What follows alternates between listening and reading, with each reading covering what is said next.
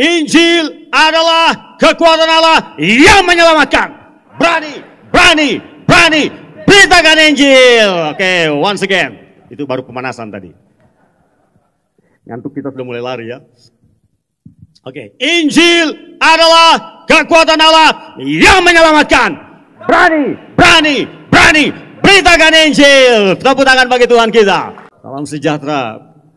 Hamba Tuhan yang dipakai Tuhan luar biasa dari seluruh Indonesia, dari 32 daerah, para pemimpin-pemimpin gereja, para gembala-gembala sidang dan teristimewa yang saya hormati, Badan Pengurus Pusat yang hadir bersama-sama dengan kita berdoa.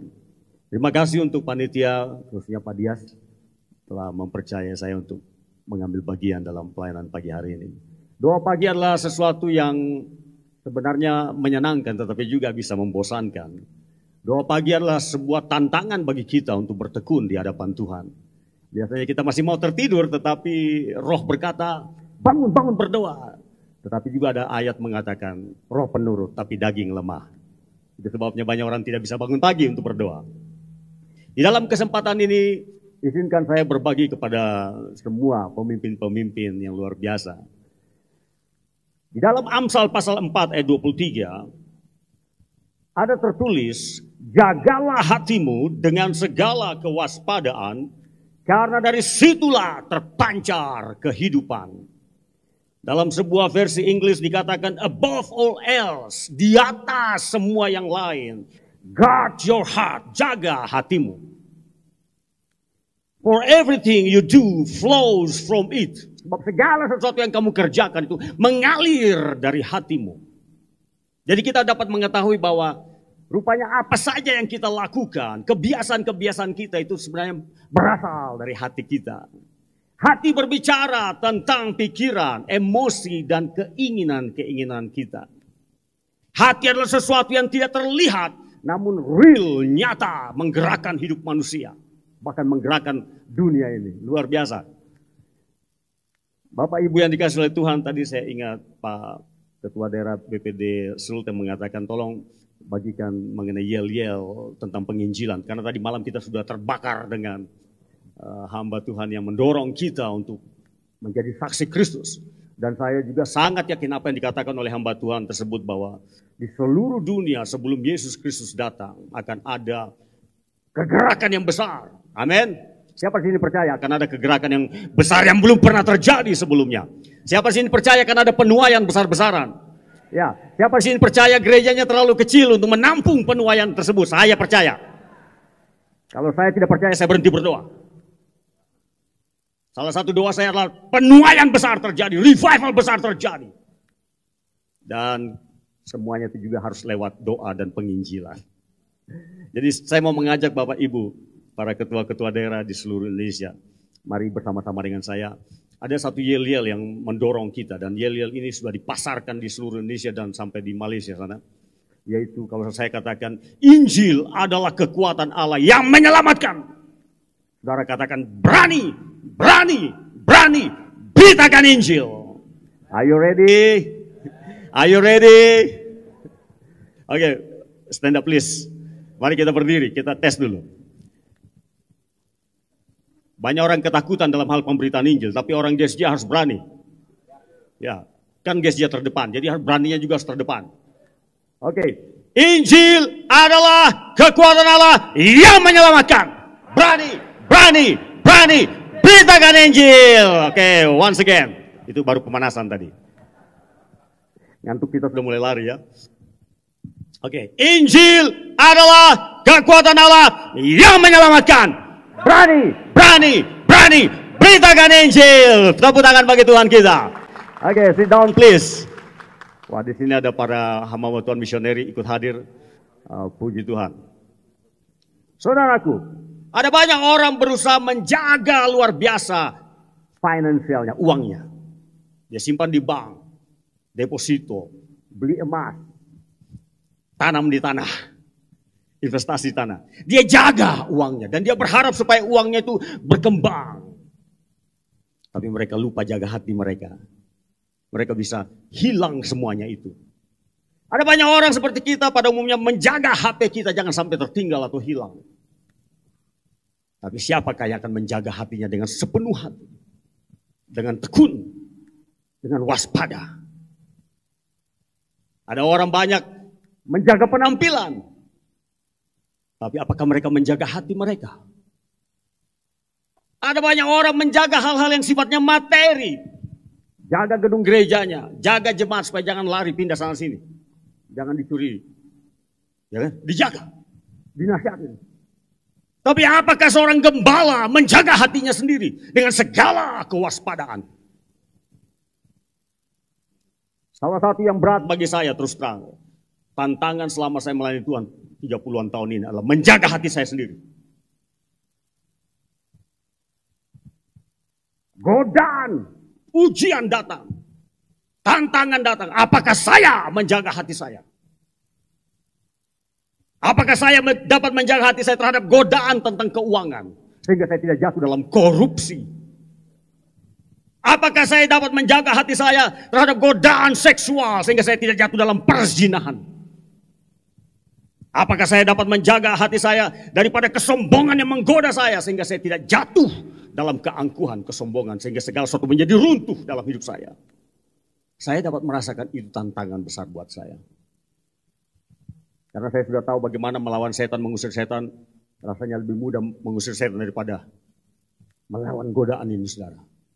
Pada zaman era digital ini, godaan di handphone kita itu luar biasa.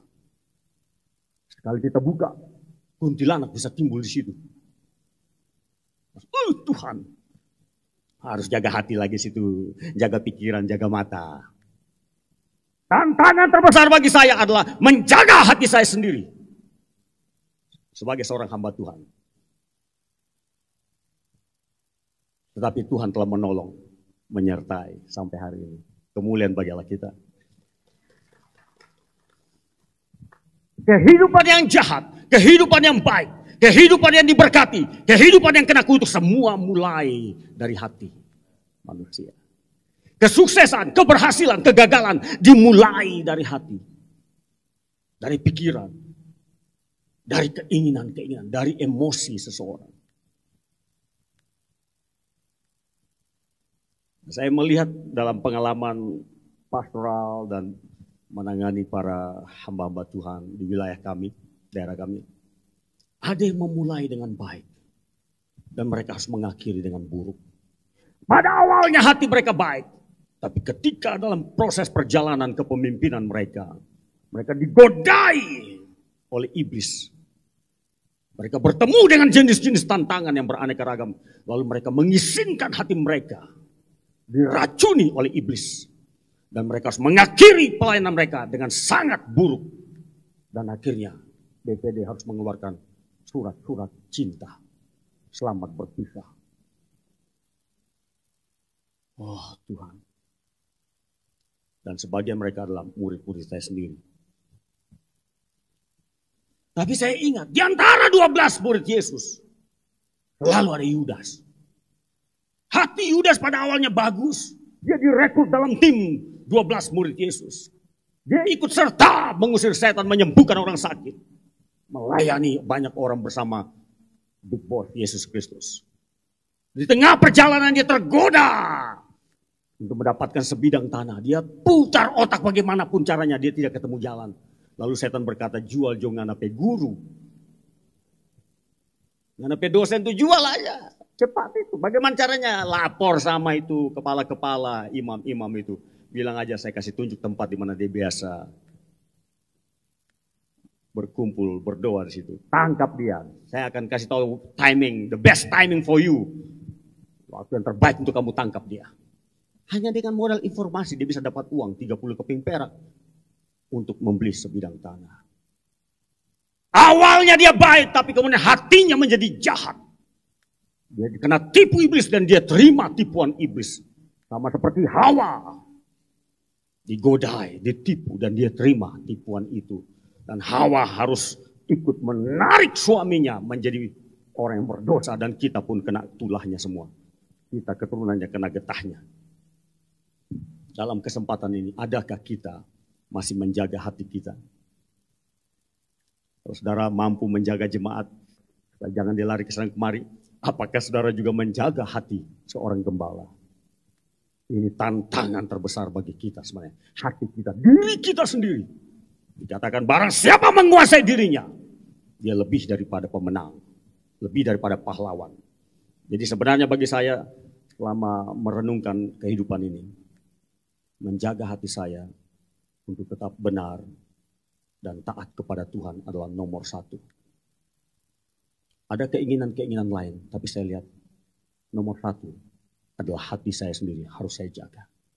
Dan firman Allah benar bahwa jagalah hatimu dengan segala kewaspadaan, karena dari situlah terpancar, mengalir keluar kehidupan. Entah hidup yang baik, hidup yang jahat, hidup yang sukses, hidup yang gagal, diberkati atau kena kutuk, semua dimulai dari pikiran-pikiran, emosi dan keinginan manusia, hatinya sendiri. Hati itu fleksibel, dia bisa mengampuni orang yang bersalah, dia juga bisa membenci. Berapa banyak hamba-hamba Tuhan mereka masih bisa berkhotbah, kasihilah sesamamu. Tapi sebenarnya dia menyimpan kebencian di dalam hatinya terhadap seseorang. Dia tidak mampu untuk melepaskan kebencian itu. Panah tertancap dalam hatinya, panah kebencian. Dan dapat kita lihat dari ucapan-ucapannya. Indikasinya kan dapat kelihatan semua orang yang membenci dan mengampuni itu. Dari bahasa-bahasa yang kita keluarkan, kita tahu siapa dia. Karena dari situlah terpancar kehidupannya. Itulah isi hatinya. Seseorang yang sering mengatakan hal-hal yang baik, kita tahu bahwa dia dari dalam hatinya adalah baik. Seseorang yang sering mengeluarkan kata-kata hujatan, makian, umpatan, kita tahu bahwa dalam hatinya memang itulah isinya. Jadi kita dapat mengenal seseorang dari mana? Dari ucapan-ucapan yang sering kali sehari-hari dia ucapkan. Baik dalam rapat-rapat, dalam hubungan sehari-hari. We know who you are. Kalau ucapan-ucapanmu itu penuh dengan negatif-negatif, penuduhan-penuduhan, engkau lupa siapa dirimu. Orang lain tahu siapa kau. Ucapan-ucapan yang jahat menunjukkan bahwa hatinya jahat. Kita tidak bisa berdusta dalam hal itu. Dalam rapat-rapat kita bisa mengenal orang-orang seperti itu. Kita akan memilih orang baik, saudara. Tepuk tangan bagi Allah kita. Tidak ada yang sempurna. Tapi minimal orang baik ada di dunia ini banyak. Dan ada di antara kita semua. Haleluya. Kita tes satu kali lagi, yel-yel ini. Injil adalah kekuatan Allah yang menyelamatkan. Berani, berani, berani, beritakan Injil. Saudara GSJ mau 1 juta umat dalam 25 tahun roadmap. How? Bagaimana caranya? Berdoa saja? Tidak. Kita perlu beritakan Injil. Untuk 1 juta umat dari 200.000. Dalam perjalanan 25 tahun. Dari mana sisanya itu 800.000? Bagaimana caranya? GSJ perlu lompatan besar. Tindakan besar, lompatan besar. Bukan hanya pikir besar.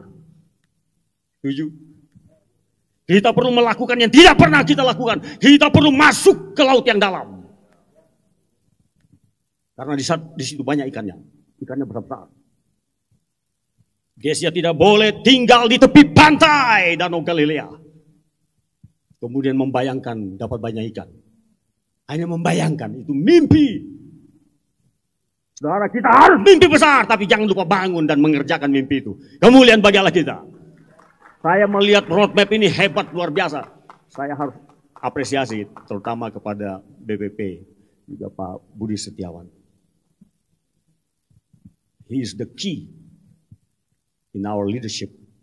Dan kita menemukan yang namanya roadmap. Itu luar biasa. Dan saya hitung 200.000 mau jadi 1 juta. Masih kurang 800.000. Bagaimana caranya itu Pak? Bagi saya berdoa dan beritakan Injil. Kerahkan semua elemen dalam gereja kita. Kerahkan jemaat untuk memberitakan Injil. Bukan hanya pendeta yang memberitakan Injil. Kita akan tetap sama di tempat jikalau kita tidak menggerakkan semua sumber daya manusia yang ada di dalam gereja kita. Itu sebabnya saya melatih terus-menerus di gereja kami sampai keluar daerah kami sampai di Malaysia. Kami latih orang untuk menuai. Dan orang akan menuai jika dia tahu caranya. How to do. Metodenya seperti apa, ngomongnya seperti apa. Nah, ketika dia sudah punya hati yang berani memberitakan Injil. Dan juga dia punya tools, dia punya alat, dia punya metode. Lengkaplah sudah. Ada hati yang membara untuk mengasihi jiwa, menangkan jiwa-jiwa. Kemudian disertai dengan hikmat, metode-metode. Kita akan menuai. Kemuliaan bagi Allah kita.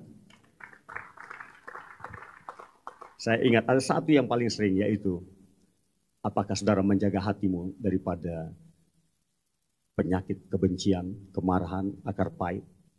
Pagi hari ini lepaskan kalau ada. Lepaskan.